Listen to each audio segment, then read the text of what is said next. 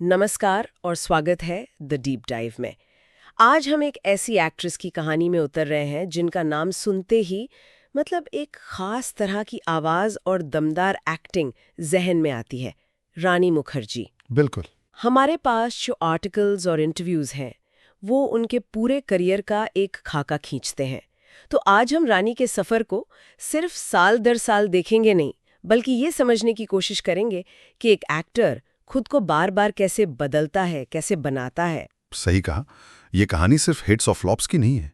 ये कहानी है एक ऐसी लड़की की जो पहले तो फिल्मों में आना ही नहीं चाहती थी, फिर स्टार बनी, विवादों के तूफानों से गुजरी और आज उस मुकाम पर है जहां बहुत कम लोग पहुंच पाते हैं। हाँ, हमारा मकसद इन सब घटनाओं के पीछे के पैटर्न को समझना है कि कैसे हर चुनौती ने उन्हें तोड़ने की जगह और मजबूत बनाया। चलिए तो फिर यहीं से शुरू करते हैं। ये बात बड़ी दिलचस्प लगती है कि फिल्मी परिवार से होने के बावजूद रानी मुखर्जी का एक्टिंग में कोई इंटरेस्ट ही नहीं था। हाँ। उनके पिता डायरेक्टर, भाई प्रोड्यूसर, कजिन काजोल और अयान मुखर्जी, पूरा माहौल था। फिर भी ये हिचकिचाहट क्यों? यही तो इस कहानी का सबसे अनोखा पहला चैप्टर है। माहौल होना एक बात है और खुद उस रास्ते पर चलने की इच्छा होना वो बिल्कुल दूसरी बात है। जब वो सिर्फ 16 साल की थीं, उन्हें आगले लग जा ऑफर हुई थी। अच्छा। लेकिन उनके पिता ने मना कर दिया। कारण दिया गया कि वो बहुत छोटी हैं। लेकिन असल वजह शायद ये भी थी कि परिवार खुद श्योर नहीं था कि रानी इस दुनिया के लिए बनी है या नहीं। वो खुद एक इंटरव्यू में कहती हैं कि वो कभी एक्टर नहीं बनना चाहती थी। तो फिर वो कौन सा आहा मोमेंट था, वो क्या चिंगारी थी जिसने उन्हें फैसला बदलने पर मजबूर कर दिया? वो चिंगारी थी उनकी कजन काजोल। काजोल उस वक्त इंडस्ट्री पर राज कर रही थी, एक के बाद एक ब्लॉकबस्टर। जब आप अपने इतने करीब किसी को इतनी कामयाबी पाते देखते हैं तो कहीं ना कहीं एक ख्याल आता है कि शायद मैं भी ये कर सकती हूँ। बिल्कुल। ये एक तरह की प्रेरणा भी थी और शायद थोड़ी सी हेल्दी कंपटीशन भी।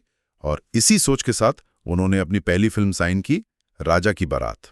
अरे राजा की बारात और उसका वो आइकॉनिक सीन, हाँ, यू बिच, ये अंग्रेजी गाली अपने पास ही रखना। इसलिए मुझे लगता है फिल्म से ज्यादा तो वो एक लाइन आज भी मीमर्स की फेवरेट है। बिल्कुल। फिल्म तो औसत चली, लेकिन रानी की आवाज और उनके तेवर ने लोगों का ध्यान खींचा।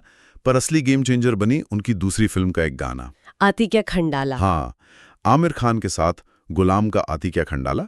वो गाना एक नेशनल एंथम बन गया था उस टाइम। रातों रात रानी मुखर्जी खंडाला गर्ल बन गई और डायरेक्टर्स की लाइन लग गई। वो गाना उनके लिए एक लॉन्च पैड साबित हुआ। और उस लॉन्च पैड से जो रॉकेट उड़ा वो सीधा करण जौहर की कुछ कुछ होता है कि सेट पर जाकर लैंड हुआ। टीना का वो रोल आज भी लोग उसे कॉपी करने की कोशिश करते हैं। हाँ, उस एक फिल्म ने उन्हें ए लिस्ट में पहुंचा दिया। हाँ, लेकिन स्टारडम की कीमत भी होती है। जितनी तेजी से वो ऊपर गईं, उतनी ही तेजी से मीडिया की नजर उनकी पर्सनल लाइफ पर गड़ गई। और यहीं से शुरू हुआ विवादों का वो दौर जिसने उनके करियर को एक नया और ज्यादा मुश्किल आकार दिया। अब गोविंदा वाले मामले की तरफ इशारा कर रहे हैं ना? जी। वो 2000 के आसपास का दौर था। गोविंदा का सितारा बुलंदियों पर था और रानी एक उभरती हुई सनसनी थी। जी। हद कर दी आपने की शूटिंग के दौरान उनके अफेयर की खबरें उड़ने लगी। जी। ये इस दौर का क्लासिक बॉलीवुड स्कैंडल था। बिल्कुल। मैगजीन कवर पर छपी तस्वीरें, अनजान सोर्सेस के हवाले से चटपटी खबरें। बात इतनी बढ़ गई कि एक पत्रकार ने ये तक दावा कर दिया कि उसने दोनों को होटल के कमरे में साथ देखा है। अच्छा। अब इसमें कितनी सच्चाई थी ये तो वही जाने, लेकिन नुकसान रानी की इमेज का हो रहा था। और सबसे बड़ी बात, गोविंदा शादीशुदा थे। उनकी पत्नी सुनीता ने घर तक छोड़ दिया था। इस एक अफवाह ने एक परिवार में भूचाल ला दिया था। हाँ, एक यंग एक्ट्रेस के लिए अपने करियर की शुरुआत में इस तरह के टैग के साथ जुड़ना कितना मुश्किल रहा होगा। बहुत ज्यादा।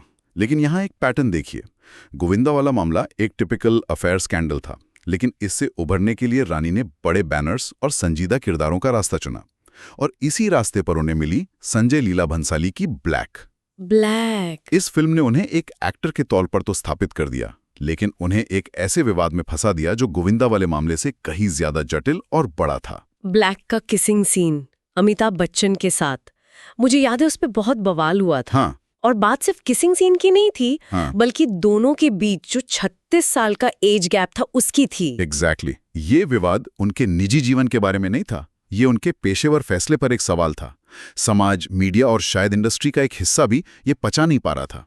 यहाँ सवाल कला और नैतिकता के बीच की महीन रेखा का था। क्या एक एक्टर को स्क्रीन पर कुछ भी करने की आजादी है, दर्शकों की क्या सीमाएं हैं? इस एक सीन ने बहुत बड़े सवाल खड़े कर दिए थे। लेकिन क्या ये थोड़ा अजीब नहीं है कि दर्शकों ने उनके अभिनय, जो कि उस फिल्म में शानदार था, उस पर फोकस करने के बजाय एक सीन पर इतना हंगामा किया? बिल्कुल। ये उस समय के समाज की सोच को भी दिखाता है शायद। बिल्कुल। और इस विवाद का असर सिर्फ बाहर ही नहीं, बच्चन परिवार के अंदर भी बहुत गहरा हुआ। अच्छा। और यही कहानी और भी पेचीदा हो जाती है। उन दिनों रानी और अभिषेक बच्चन के रिश्ते की खबरें जोरों पर थीं। हाँ, कहा जाता था कि वे शादी करने वाले थे। जी, लेकिन ब्लैक के इस विवाद ने उस रिश्ते में एक बड़ी दरार डाल दी। मतलब एक प्रोफेशनल चॉइस ने उनकी पर्सनल लाइफ में सीधा दखल दे दिया। हाँ, और रिपोर्ट्स के मुताबिक अभिषेक की मां जया बच्चन इस बात से रानी से बेहद नाराज हो गईं। ये नाराजगी सिर्फ अफवाह नहीं थी, ये सेट पर भी दिखाई दी। 2007 में फिल्म आई थी लागा चुनरी में दाग। हाँ, याद है। उसमें जया बच्चन, रानी और कोंकणा सेन शर्मा थीं। रानी ने खुद बाद में बताया कि सेट पर जया जी और कोंकणा का एक ग्रुप था और वो खुद को बिल्कुल अलग थलग महसूस करती थी। मतलब वो तनाव साफ दिखता था। वो तनाव हवा में महसूस किया जा सकता था। तो एक तरफ गोविंदा के साथ नाम जुड़ा, दूसरी तरफ बच्चन परिवार से रिश्ते में इतनी कड़वाहट आ गई, ये उनके लिए काफी उथल-पुथल भरा समय रहा होगा। निश्चित रूप से। और ऐसे ही समय में आपकी जिंदगी में कुछ लोग दूर जाते हैं तो कुछ करीब आते हैं। बच्चन परिवार से दूरी बढ़ रही थी और दूसरी तरफ वो आदित्य चोपड़ा और यशराज फिल्म्स के प्रोफेशनल सर्कल के और करीब आ रही थी। धीरे धीरे यही प्रोफेशनल रिश्ता पर्सनल में बदलने वाला था। लेकिन ये रास्ता भी आसान नहीं था, क्योंकि आदित्य चोपड़ा उस समय शादीशुदा थे। हाँ। तो रानी पर होम ब्रेकर का टैग लगने का खतरा था, एक विवाद से निकलकर दूसरे में फंसने जैसा। और ये टैग लगा भी। अफवाहें उड़ी कि दोनों का रिश्ता 2005 से ही चल रहा था और आदित्य के तलाक की वजह यही थी। कहा तो ये भी जाता है कि खुद यश चोपड़ा शुरुआत में इस रिश्ते के खिलाफ थे। अच्छा। रानी एक और पब्लिक ट्रायल से गुजर रही थी जहां उन्हें जज किया जा रहा था। इसी दौरान सिमी ग्रेवाल के शो पे वो घटना हुई थी, है ना, जिसने इन अफवाहों को और हवा दे दी। वो बहुत शॉकिंग था। वो एक ऐसा मोमेंट था जहां शायद सालों का दबा हुआ गुस्सा और फ्रस्ट्रेशन बाहर आ गया। हाँ। सिमी ग्रेवाल ने जैसे ही आदित्य चोपड़ा का नाम लेके कोई निजी सवाल पूछा, रानी अपना आपा खो बैठी। वो सिमी पर लगभग चिल्ला पड़ी कि मैं भी आपके बारे में बहुत कुछ जानती हूँ जो नेशनल टीवी पर बोल सकती हूँ। बाप रे। उस एक आउटबर्स्ट ने लोगों के शक को यकीन में बदल दिया। वो दिखाता है कि वो किस हद तक दबाव में थी। खैर, इन सब तूफानों के बाद आखिरकार उन्होंने आदित्य चोपड़ा से शादी कर ली और यहाँ से मतलब रानी मुखर्जी 2.0 का दौर शुरू होता है। हाँ। उनका करियर एक बिल्कुल ही अलग दिशा में चल पड़ा। ये एक बहुत बड़ा और सोचा समझा बदलाव था।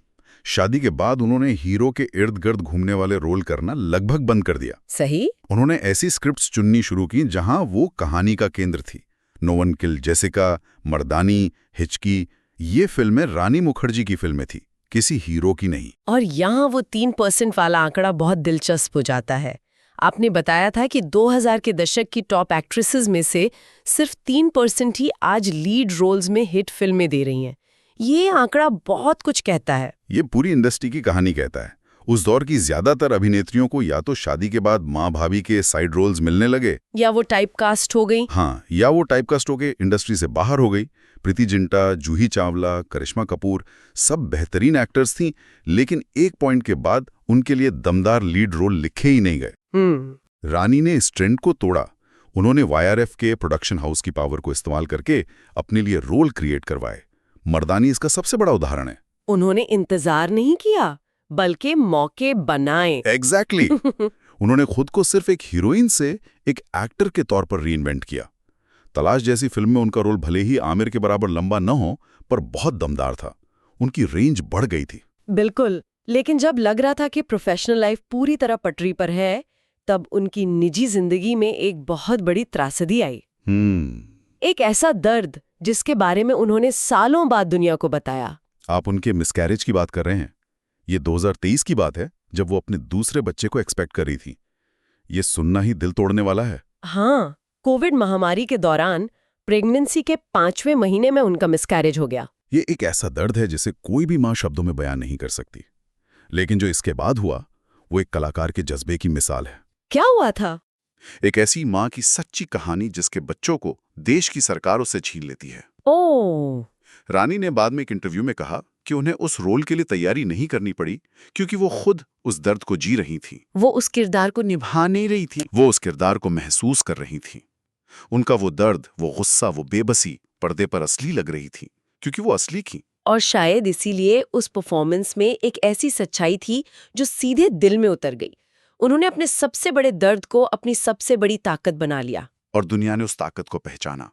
उसी फिल्म के लिए उन्हें सर्वश्रेष्ठ अभिनेत्री का नेशनल अवार्ड मिला। वाह! ये सिर्फ एक अवार्ड नहीं था, ये उनके पूरे सफर का एक सम्मान था।